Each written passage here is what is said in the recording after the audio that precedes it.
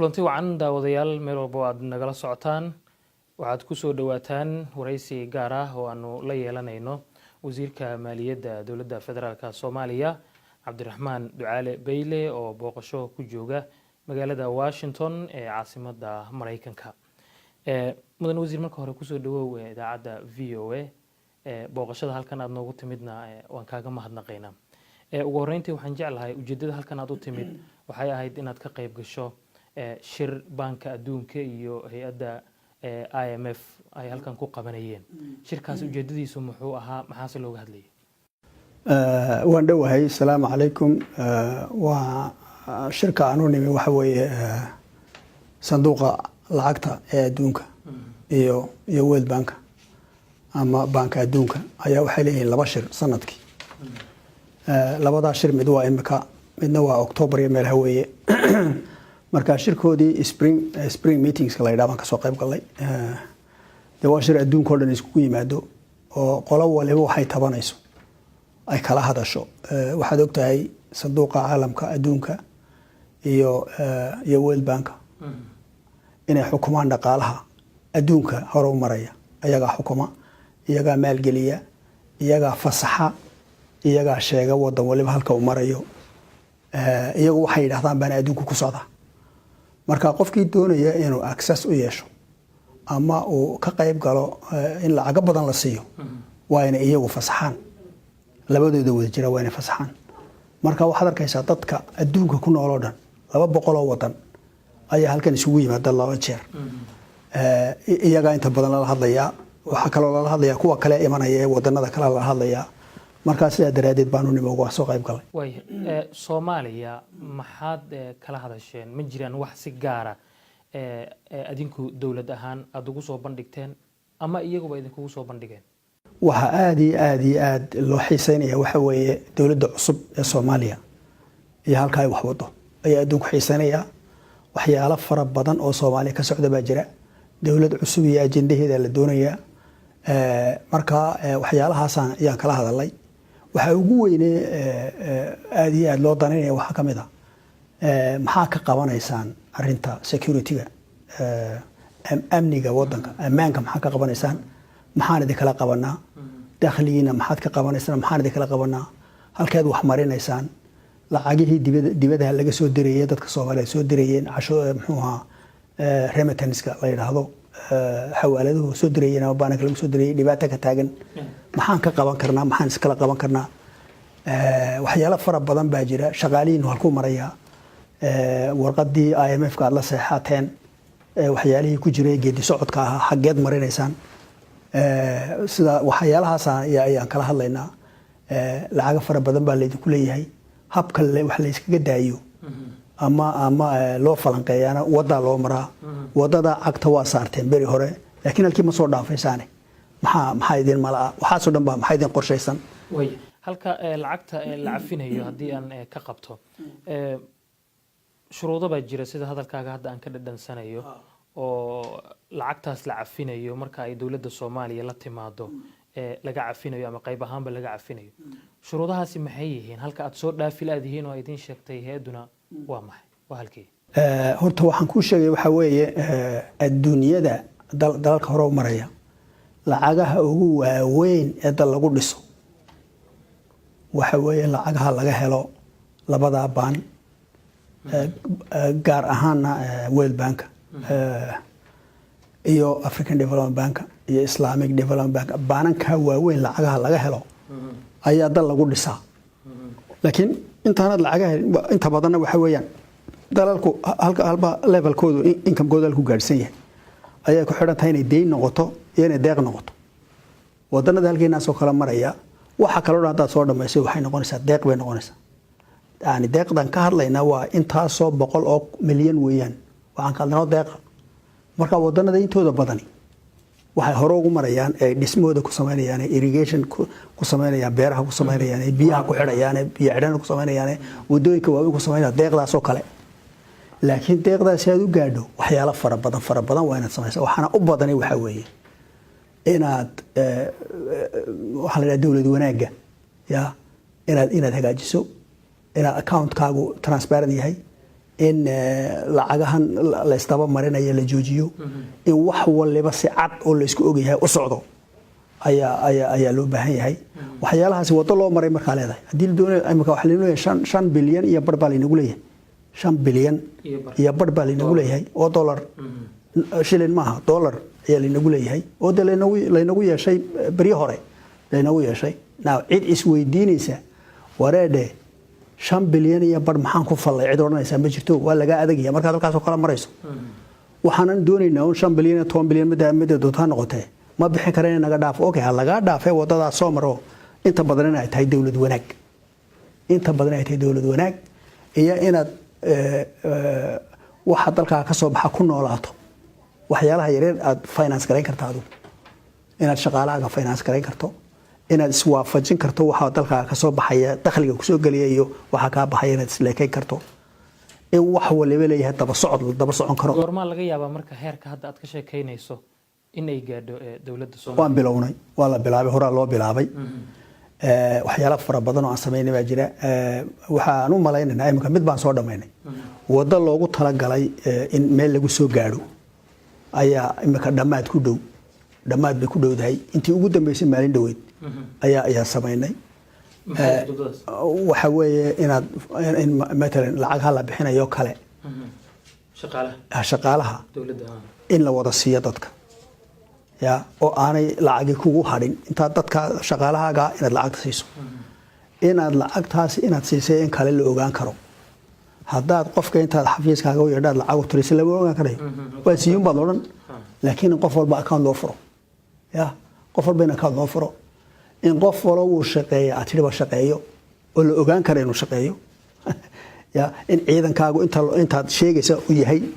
muddooyinkii ugu dambeeyay shaqaalaha dawladda account bay ku qaadanayaan lacag account bay ku qaadanayaan in yar ba hadhay in yar ayaa hadhay inta yarna account baa loo furayaa marka waxa soo dhan waxay calaamado noqonayaan marka inaad diyaar u tahay in waxa aad sameynayso la dabageli karo oo la ogaan karo ya taasana marka dhamaad ku dhownahay imika May bay noo imanayaan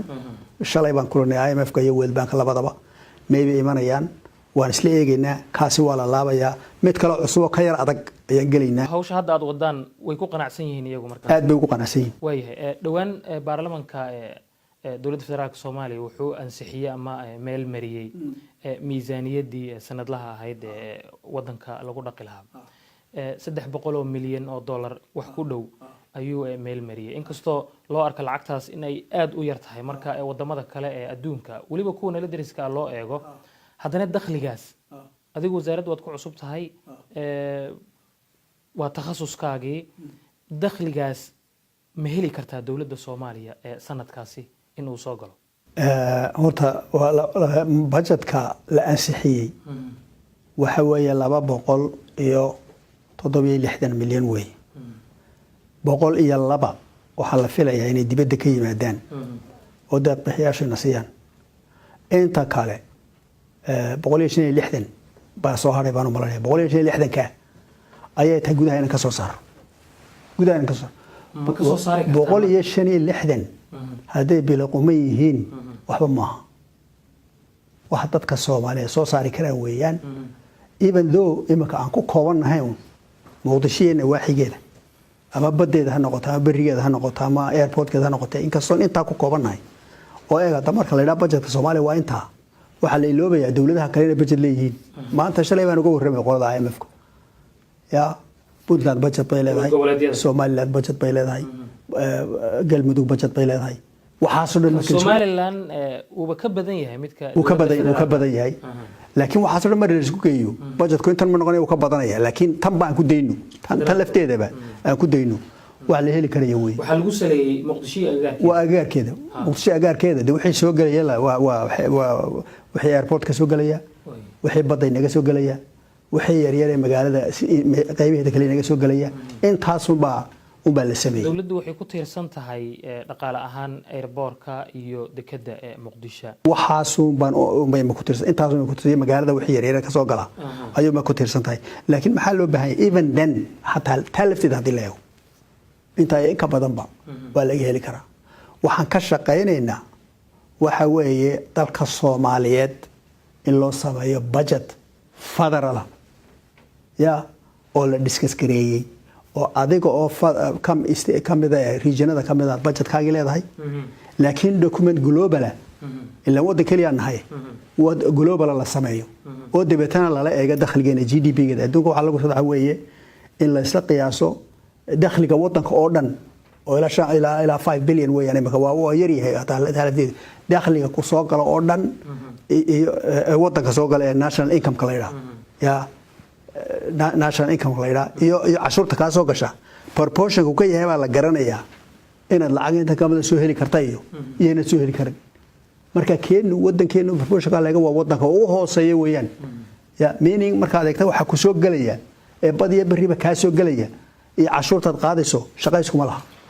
tilmaam bay taas ku tahay marka wax ka badan marka laga soo tago labada il ee waaweyn ee hadda aanu ka dhawaajinay dekadii airportka ma jirto canshuur nidaamsan oo hadda laga qaado guud ahaan dalka ama gaar ahaanba magaalada Muqdisho iyo nawaaxigeeda dawlad canshuur la'aanna in ay socon karto way adag tahay oo maba socon kartaba waa dhibaatada hadda taagan oo dawladda federaalka haysata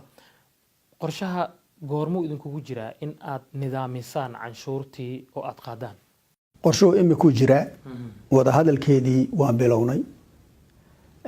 waxaan doonaynaa inaan wada hadal gallo haddaan Soomaalina wada hadal inaan gallo wada hadal aad iyo aad u culus inaan gallo ayaa loo baahan yahay inaan waxa aynu kharash gareynayno iska bixino ayaa loo baahan yahay inaan dawarsiga joojino ayaa loo baahan yahay deeqama waa dawarsi weeyaan deeqana waa dawarsi weeyaan deeqdu waxa weeyaan marka wada lagu dhiso ya ama biyo xidhan lagu sameeyo eegada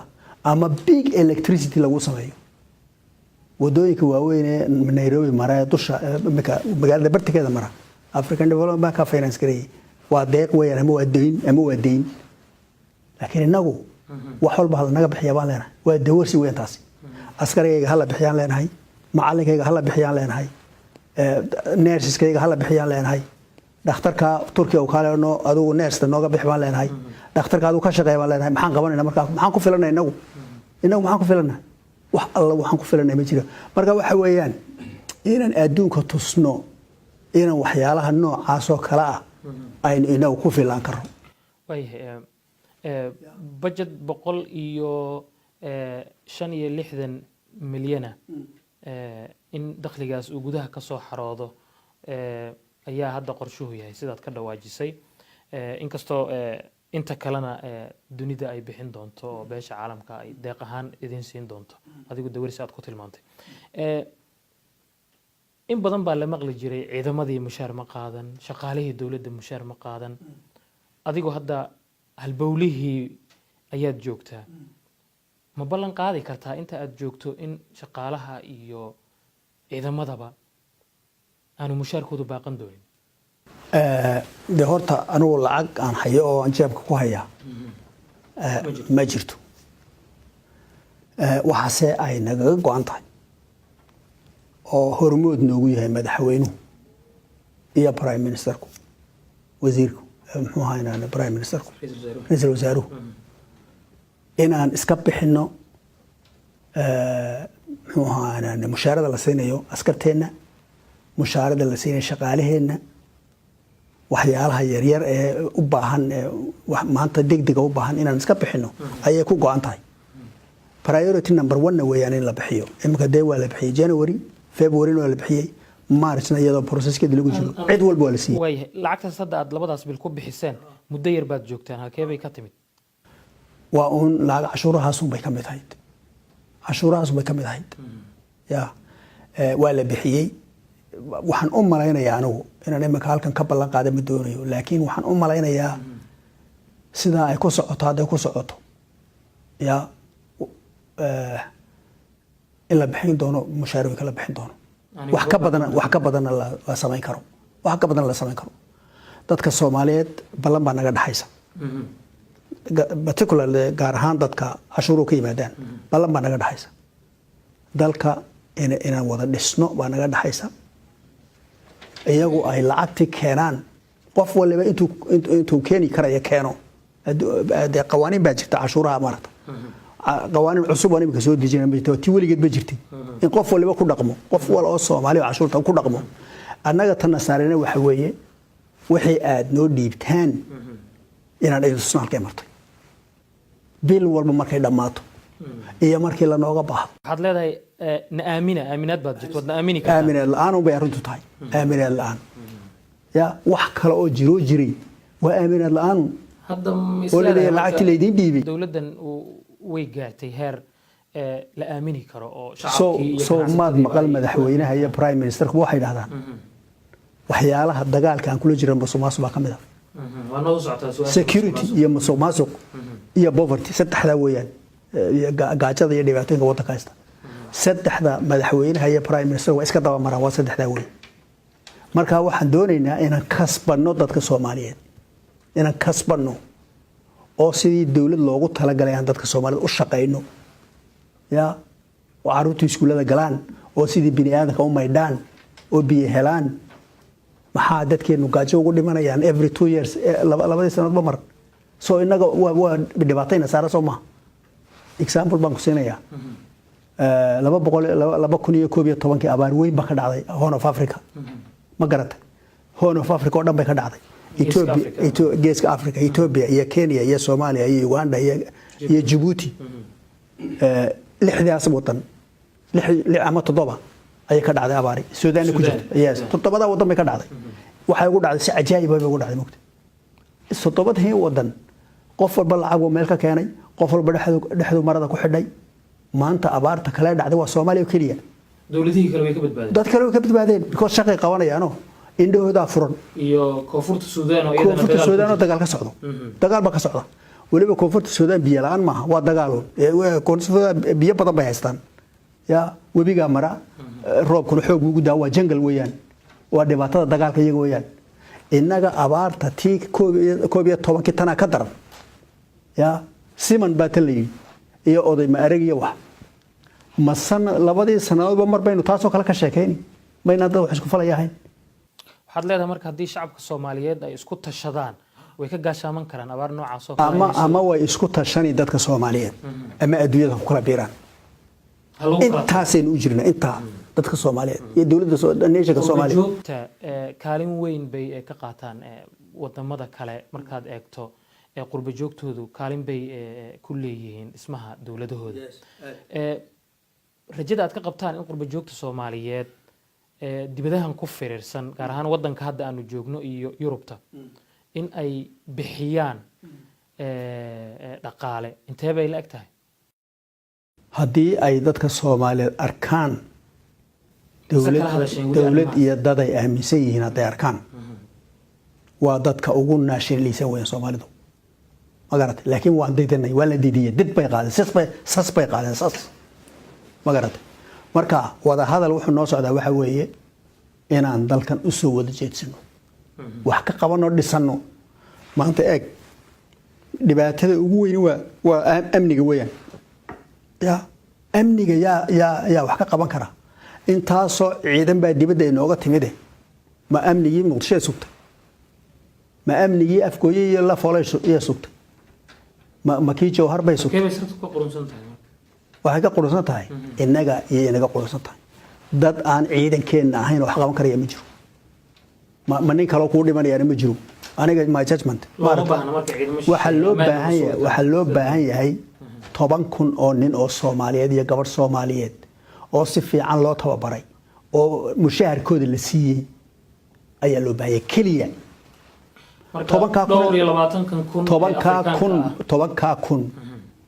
10,000 ee nin ee Soomaalida ama gabadheed Soomaaliyeed waxaan ugu baaqayaa dadka Soomaaliyeed inay account u furaan dhaqaalahooda madaxa ku qaadaan haddii doonaya waddankooda inuu safe garoobo 24,000 oo amisom la yiraahdo jooga waddankeena waxba ma qaban karaan Soomaali wax qaban karta arintaas waxay la xiriirtaa musuqmaasuqa iyo aaminaadii aad ka soo dhawaajisay qof walba oo wax bixin lahaa waxa laga yaabaa in uu shaki ka qabo cidii uu dhiibayay halkii aad ugu tala gashay ma gaaraysaa lacagtii dad cabsi fara badan qaba baa jira dowladdan cusub madaxweynaha iyo ra'iisul wasaarahaba waxay wacad ku mareen in ay la dagaalami doonaan musuqmaasuqa Soomaaliya waxaad la socotaa in muddooyinkanba marka heerarka musuqmaasuqa dunida laga hadlayo in kaalinta ugu hooseysa ay galeysay dowladihii ka horeeyay dowladdan sidaas oo kale bay u ballan qaadayeen madaxdoodu inay musuqmaasuqa la dagaalami doonaan tan maxaa si gaar ah hadda aad farta ugu taaban kartaa oo aad dhihi kartaa qodobkaas ayaa la marayaa musuqmaasuqana meesha waa laga saarayaa waxaan anigu isleeyahay waxa weeye madaxweynaha ayaa horta wax waliba daba galaan madaxweynuhu waxa weeye waa horseedka ummadeed weeyaan horseedka ummadda weeye madaxweynaha waxa uu leeyahay taariikh buu leeyahay horuu dalkan soo qabtay wuxuu soo qabtay baa cadaana wuxuu ku hadlay baa cadaana halkuu jidku qaaday baa cadaana sidoo u hadlaya cadaana yaani waxa weeyaan aniga saan u malaynayo saan u arkay anigu inuu jid wanaagsan qaadno qof lagu kalsoonaan karo u yahay baan anigu ayaan u malaynayaa waxa kale oo daranaysa dadka dawladda soo dhisay oo technocrat weeyaan ya dad qof walba meeshiisa uu ku haboon yahay by and large intooda badan qof walba meeshiisa ku haboon yahay ayaa la soo dhisay waxa kale oo kaaga calaamad waxa weeye de laba bilood bay dawladdu joogto labadii baa la bixiyay tii saddexaadna waa lagu jiraa waxana cashuuro cusub oo la ururiyayna ma jiraan eegada waxa lagu sheegay maankaaga la kaasho waxay qayb ka tahay musuqmaasuqii la dagaalankeedii ayay qayb ka tahay waxa already dadku ay ururiyeen ayuun baa cid kale ma taaban karto marka dawladihii tan ka horeeyay lacagahaasi mushaarka aad ku bixiseen way heli kareen oo way haysteen laakiin siyaabo kale ku bixisay horta dee siyaasad weyn baa la galay siyaasada weyn baa la galay politics baa la galay elections baa la galay ma garan kara anigu lacag hayna intaa wada helayeen iyo kale laakiin anagu cashuur cusub oo aan dadka ku impose kareynay ama ku qasabnay ma jirto waa cashuuri wixii soo xirooday oo baa madaxweynaha prime minister ku yiraahdeen waxa lagu bixinayaa muxuu ahaa cashuur waxa lagu bixinayaa salary-ga muxuu ahaa wasaaradaha dawladda la fahanteeda waxaa jira qaar ka mid ah wasaaradaha oo haddaba bilaabay in madaxdii hore u sii joogtay ay xeelkii ka qaadaan oo musuqmaasuqii waxyaabahaas lagu eedeeyo adigu wasaaradda hadda aad joogto waa meeshii ugu muhiimsaneyd oo lacagtii iyo maamulkii lacagta dawladda Soomaaliyeed baa taala ma isku dayday inaad baaritaan ku samayso shaqaalaha iyo madaxda kale ee wasaaraddaada isla markaana cidii ay wax ku soo baxaan aad ku xisaabiso ama xilka ay ku waayaan kolleyba wasaaraddaasi waxa weeye halbowlaha wadankan weeyaan qof walibana sidaa uu ula jaan qaado muxuu ahaa baaqa madaxweynaha iyo baaqa dawladda cusub qof waliba sidoo ula jaan qaado ayuun baa loola soconayaa baaritaano iyo eegid la eego dadku waxay qabanayaan waa jirtaa meesha for example qof walba inuu soo shaqo tago qof walba inuu report keeno qof waliba inuu shaqadiisa ka soo baxo waxaasoo dhan waxa weeyaan wax lagu tala jiro la wado shaqaalaha qayb baan la kulmay barashada ayaa wax walba ka horeysa maarta isbarashada ayaa ka horeysa ku tiri ku teen anigu ma doonayo inaan wax ku qabto ku tiri ku teen waxa weeyaan qof walba sida uu shaqeynayo wuxuu soo saarayo habku u dhaqmayo ya